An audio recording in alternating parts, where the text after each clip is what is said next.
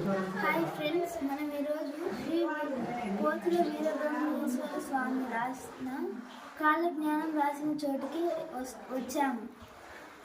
స్వామివారి విగ్రహాన్ని చూడొచ్చు ఫ్రెండ్స్. లోపలికి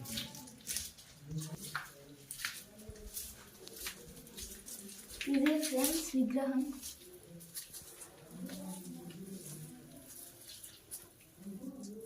ఇంత పురాతనమైన విగ్రహాన్ని మనం చూడవచ్చు ఫ్రెండ్స్. ఇక్కడ ఈ గుహలోని మరిన్ని విషయాలు దారులు మనం ఇప్పుడు చూస్తాం ఫ్రెండ్స్. రండి. ఈ గుహ వచ్చేసి యాగంటికి దారి ఫ్రెండ్స్. ఈ విధంగా ఈ గుహ లోపలి నుండి 14 క్షేత్రాలకు దారి ఉండేది ఫ్రెండ్స్.